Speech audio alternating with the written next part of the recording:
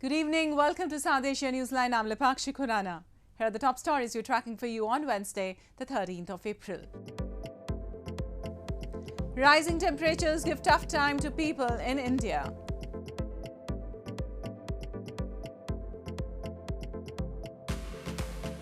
Pakistanis struggle with rising inflation during Ramadan.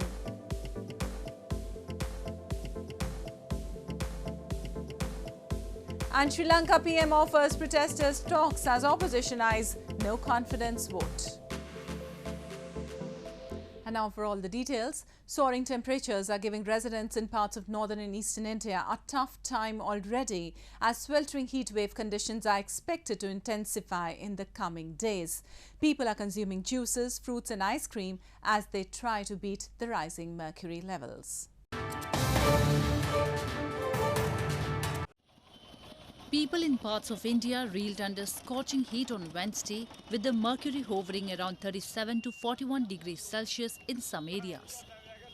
Residents in eastern Patna city sipped on juices to keep themselves hydrated and ate ice cream at roadside stalls to find some respite from high temperatures. The Indian summer starts early in April and continues till late June, when the monsoon showers usher a sort of respite in July. आप यहाँ का मौसम देख रहे हैं, इतना ज़्यादा गर्मी है, हम लोग को इतना परेशानी हो रहा है, तो मजबूरी में हम लोग खा रहे हैं, क्या करें?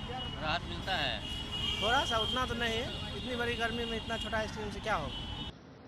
Meanwhile, people in Indian capital New Delhi were also seen taking precautions to protect themselves from the blistering heat. Some wrapped scarves around their heads and faces as they stepped out. New Delhi recorded the highest temperature in 72 years in the first half of the month of April, India's weather office said on Tuesday. 40 degrees. It's so hot, and now my skin maybe is burned. Summers in India are a difficult time when soaring temperatures lead to numerous casualties. Possible reasons for the rising temperatures range from global warming to greater urbanization, leading to taller buildings and diminishing green cover. India's Foreign Minister S. Jaishankar on Tuesday held discussions with U.S. Commerce Secretary Gina Raimondo and Trade Representative Katherine for accelerating the economic partnership between India and the United States. He said that the goal of both countries is to enhance the resilience and reliability of supply chains and enhance trust and transparency in business. India's Foreign Minister S. Jaishankar on Tuesday held discussions with U.S. Commerce Secretary Gina Raimondo and Trade Representative Katherine in Washington for accelerating economic partnership between India and the United States. Taking to Twitter, Jaishankar said that the goal of both countries is to enhance resilience and reliability of supply chains and enhance trust and transparency in business. Later in the day, he also interacted with students of Howard University, along with U.S. Secretary of State Antony Blinken. He said that the United States stood out in helping India during the second wave of coronavirus, and added that the India-US relationship is making its weight increasingly felt in world affairs. As we contemplate that future, a big part of that, a big role in that is going to be played by the relationship between our two countries. And that relationship has undergone a real transformation in the last 2 decades. Whether it is our strategic and security cooperation or our economic or technology partnerships, it is making its weight increasingly felt in world affairs. Jaishankar also underscored that the formation of a working group on education and skill development agreed during the crucial 2+2 ministerial dialogue earlier this week will further enhance opportunities for India-US cooperation. And in news from Pakistan, Pakistan's Prime Minister's office has said that the new government wishes to constructively and positively engage with the US to promote shared goals of peace, security and development in the region after years of volatile relationship between the two countries under former Premier Imran Khan's rule.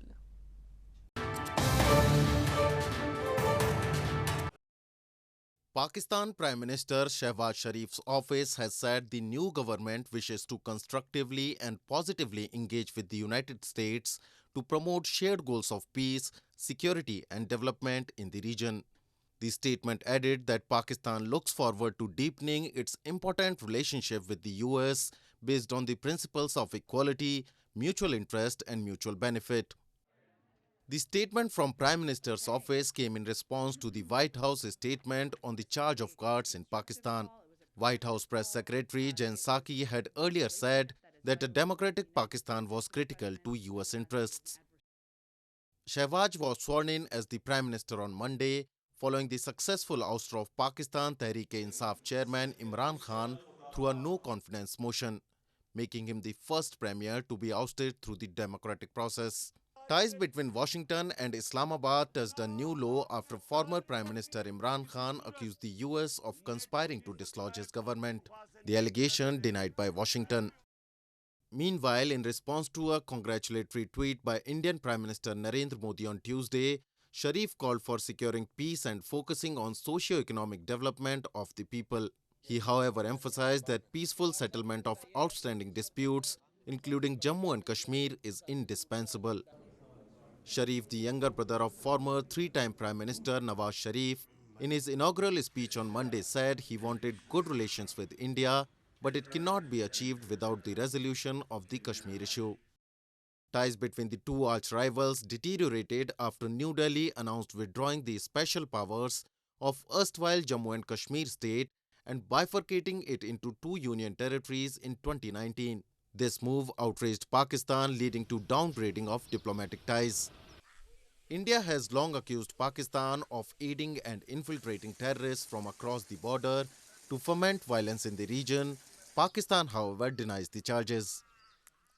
And more news from Pakistan. As Muslims across the world are celebrating Ramadan, residents in Pakistan's Karachi city are dreading about the hike in prices of food items during the Islamic holy month.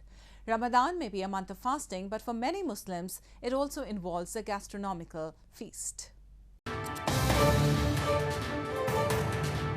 As Muslims across the world are undergoing rigorous fasting during the holy month of Ramadan, locals in Pakistan's Karachi city are dreading about spiraling food prices, which have made life difficult for the poor and middle class alike.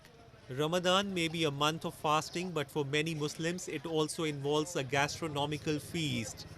They said the prices should be anyway less in the Muslim majority country and demanded the government should provide relief to people who are already facing difficulties due to the ongoing economic crisis. Ramzan की खरीदारी के वाले से निकला हूँ तो हर चीज़ के rate जो है ना वो डबल है। तो मैं सोच के आया था कि मैं अपनी मंथली जो है ना परचेजिंग करके लेके जाऊँगा, लेकिन रेट इतने ज़्यादा है कि मैं अब वो इतनी खरीदारी नहीं कर सकता। सर बहुत महंगाई है, पत्ते लेने आए तो वो भी बहुत महंगा, चना की दाल लेने आए वो भी महंगा, बेसन बहुत महंगा, यानी गरीब आदमी के तो औकात से बाहर है।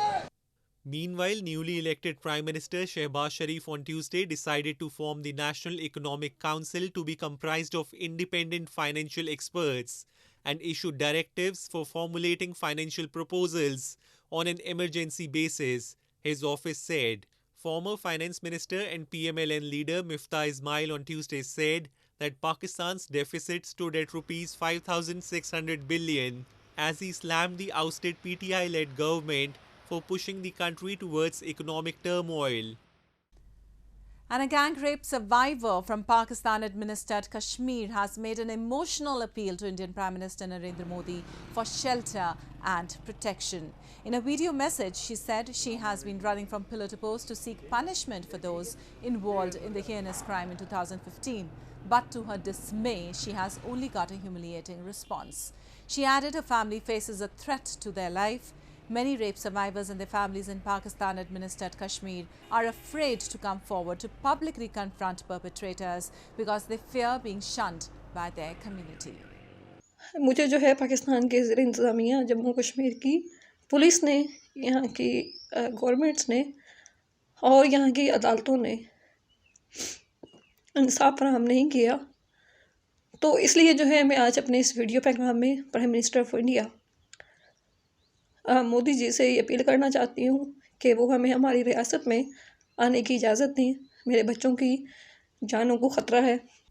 And Sri Lanka's Prime Minister offered talks on Wednesday with protesters calling for the government to step down over its handling of an economic crisis as the opposition threatened to bring a no-confidence motion against it in the parliament. The root of the crisis lies in mismanagement of public finances that critics say has been exacerbated by tax cuts enacted by the government just before the COVID-19 pandemic.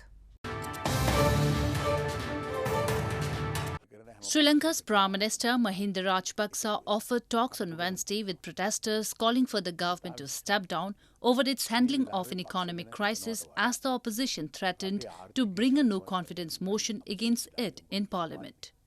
In a Twitter post, Mahinda Rajapaksa said, "I am willing and prepared to meet with citizens currently engaged in the protest at the Gale Face to hear their thoughts and complaints. I invite them to meet and discuss any possible plausible courses of action for the sake of Lanka."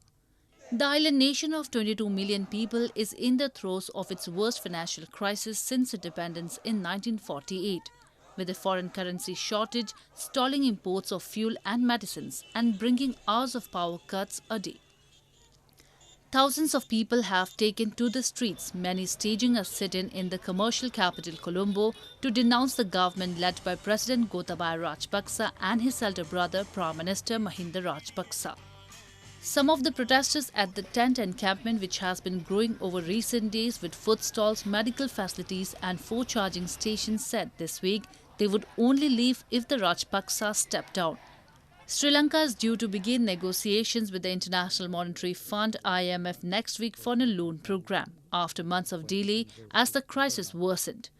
On Tuesday, the central bank chief said he was suspending foreign debt payments and diverting dwindling foreign reserves to importing essentials. Adding to the uncertainty, the main opposition Samagi Jana Balavegaya alliance said it would give the president and prime minister a week to step down before moving a no-confidence motion in parliament. The government has said it holds a majority in the 225-member parliament, which is scheduled to meet next week, despite more than 24 lawmakers leaving the ruling coalition and declaring themselves independent last week. The roots of the crisis lies in mismanagement of public finances that critics say has been exacerbated by tax cuts enacted by the government just before the COVID-19 pandemic. An eatery in Western India has come up with a unique idea of serving food not by waiters but by toy trains. The train-themed restaurant is attracting people to enjoy their meal by delivering straight to them without any human intervention. In a unique initiative, toy trains in a restaurant in India's western Surat city can be seen passing through the dining tables, serving food to the diners. In the train-themed restaurant Trainian Express, which has attracted a lot of people in the city, the train makes its way straight to the diners from the kitchen without the need for any human intervention. The various compartments of the train are loaded with bread, gravies and other food items. The dining tables in the eatery are also named after different stations of Surat city, giving the guests a full railway station vibe. Owner Mukesh Chaudhary said the train concept in the restaurant is being liked by the customers. Sir अपना यहाँ पे जो है जो train का concept है वो train का जो आउट ऑफ से लेके आए हम सूरत में यहाँ पे बहुत लोगों को पसंद है, इसीलिए ट्रेन के हमने अलग अलग नाम भी दे रखे हैं स्टेशन के, Varachha, Parvat, Patia, ring road, Adajan, Althan. Many customers said this unique concept has given them a chance to tell their children about the long train journeys they took as a child. कई जगह रेस्टोरेंट पर गए हैं, लेकिन वहाँ वेटर के जरिए खाना सर्व होता है. इस रेस्टोरेंट में ट्रेन के जरिए खाना सर्व होता है.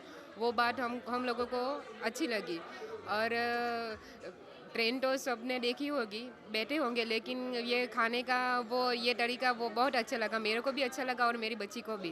पुरानी यादें ताज़ा हो गई. In the post-COVID era, restaurants and eateries across the country are trying their best to entice customers with new and innovative things to look forward to. Well, that's all we have for you from South Asia this evening.